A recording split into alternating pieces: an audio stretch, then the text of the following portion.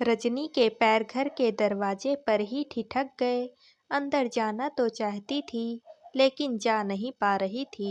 आंखों से अनवरत आंसू बहे जा रहे थे। तभी पीछे से आकर भाई ने हाथ थामा। उसने पलट कर देखा तो भाई को देखते ही उसका रोना छूट गया। भाई ने इशारे से उसे अंदर जाने के लिए कहा, पर उसकी हिम्मत नहीं हो रही थी। ये वही घर था जिसमें कभी वो महेश की दुल्हन बनकर आई थी, और आज इस घर से महेश की अर्थी उठने वाली थी। कल रात ही महेश को साइलेंट अटैक आया था और कुछ ही क्षण में उसकी मृत्यु हो गई। रजनी उस वक्त अपनी दोनों बेटियों के साथ मायके गई हुई थी। रात को ही उसके चाचा ससुर ने फोन करके उसके पिता को बता दिया था। जैसे ही यह खबर वहां मायके पहुंची, वैसे ही मायके वाले फटाफट आधे घंटे में वहां से रवाना हुए। आखिर 7 घंटे का सफर तय कर वो लोग यहाँ पहुँचे। यहाँ लोगों का अच्छा खासा तांता लगा हुआ था। तभी बेटियां बिलखती हुई रजनी से लिपट गई, पर जो खुद ही होश में ना हो, वो भला बच्चों को कैसे संभाले। मम्मी और भाभी जबरदस्ती उसे हिम्मत देती हुई अंदर लेकर गई। उस बड़े से बरामदे में कुछ औरतें सास को घेरे बैठी हुई थी। ननंद और जेठानी भी एक तरफ बैठी रो रही थी। रजनी के आते ही रुदन और तेज हो गया। शायद वो लोग रजनी का ही इंतजार कर रहे थे। रजनी के आते ही 20 मिनट में महेश की अर्थी उस घर से उठी, और कुछ क्षण में ही वो शख्स यहाँ से चला गया जिसके पीछे वो इस घर में थी। अपनी बेटियों को सीने से लगाए उसका रोना छूट रहा था। कहने को पूरा परिवार वही था, पर महेश के जाते ही ऐसा लगा जैसे सब कुछ छूट गया। कुछ ही देर में उस दिन की सभी क्रियाएं करके मायके वाले भी वहां से रवाना हो गए। बस रजनी की माँ वहां रजनी के पास रुक गई। सब एक दूसरे को हिम्मत दे रहे थे, पर रजनी को कोई हिम्मत नहीं दे रहा था। आखिर महेश की उम्र ही क्या थी, सिर्फ 40 वर्ष। सास ने जवान बेटा खोया था, उसका कलेजा मुंह को आ रहा था। बहन ने छोटे भाई को खोया था। बड़े भाई की तो जैसे हिम्मत ही चली गई थी। उसकी दोनों बेटियां उससे लिपट कर रो रही थी, और उन दोनों को चुप कराने के लिए, हिम्मत बढ़ाने के लिए कौन था? सिर्फ रजनी और उसकी माँ। आज उसे अपना ससुराल बेगाना सा लग रहा था।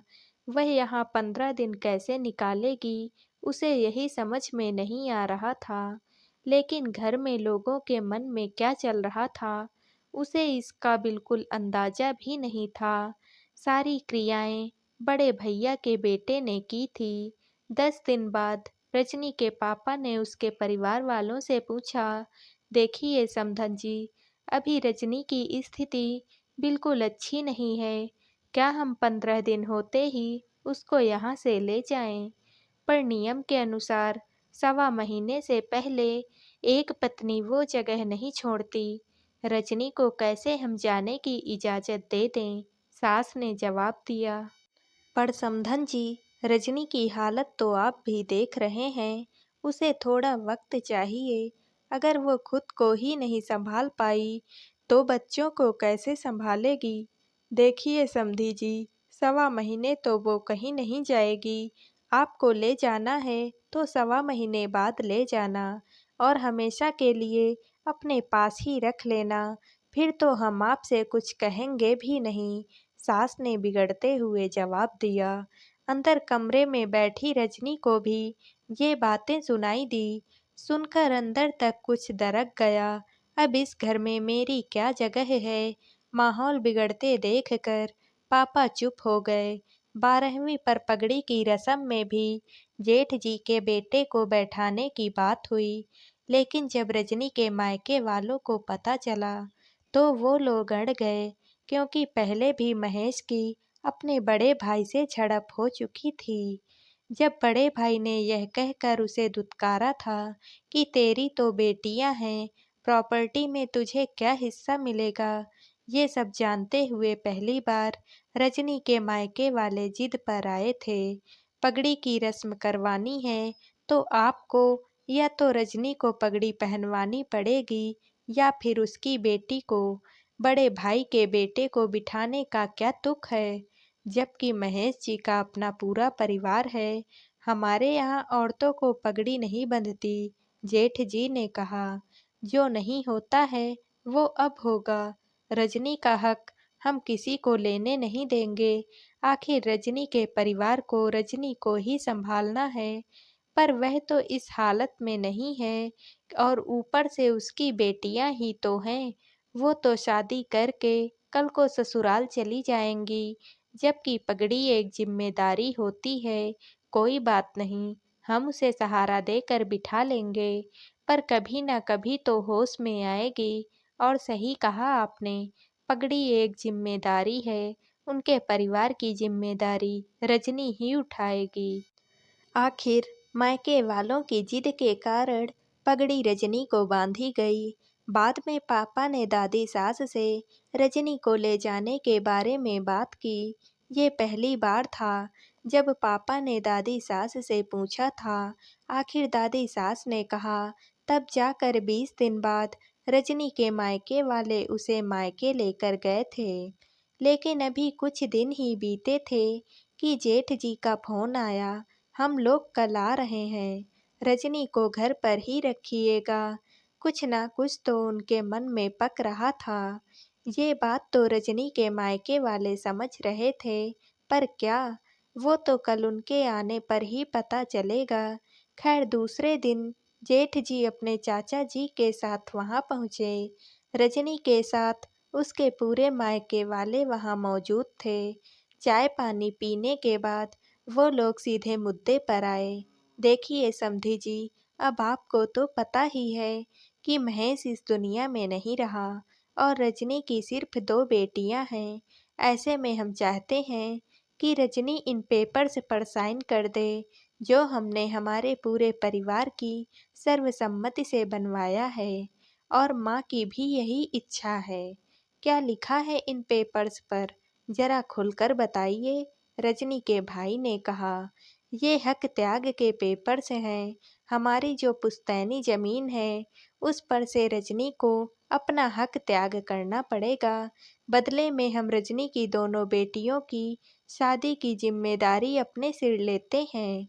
भविष्य में उन दोनों का विवाह हम धूमधाम से करवा देंगे।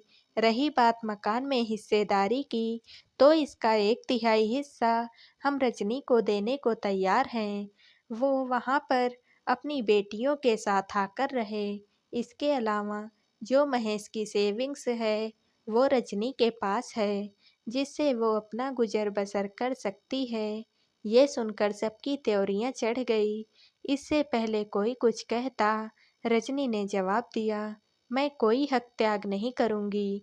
मेरे पति की मृत्यु के बाद उनकी प्रॉपर्टी में हम बराबर के हिस्सेदार हैं। अगर आप लोग हिस्सा नहीं देंगे तो मैं कोर्ट के जरिए लूंगी, पर मैं अपनी बेटियों के भविष्य को अंधकार में नहीं छोड़ूंगी। इस प्रॉपर्टी पर मेरी बेटियों का बराबर का हक है और माँ इन सब के लिए तैयार है। तो कह दीजिएगा उनसे कि उनका बेटा गया है, पर उसकी पत्नी और 2 बेटियां अभी भी जिंदा हैं। रजनी के तेवर देखकर जेठ जी और चाचा ससुर से आगे कुछ कहते नहीं बना। वो लोग चुपचाप वहां से उठकर चले गए। आज रजनी जॉब कर रही है और अपने दोनों बेटियों को पाल रही है।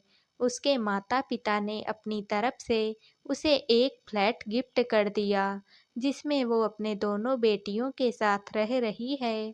अभी तक प्रॉपर्टी का मैटर सॉल्व नहीं हुआ है। ससुराल वाले उस पर अभी भी दबाव बना रहे हैं कि वो अपना हक त्याग दे, पर वो अभी तक जिद पर अड़ी हुई है। अभी भी मैटर पेंडिंग ही चल रहा है।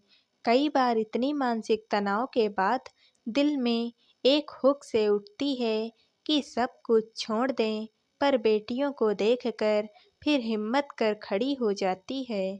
धन्यवाद।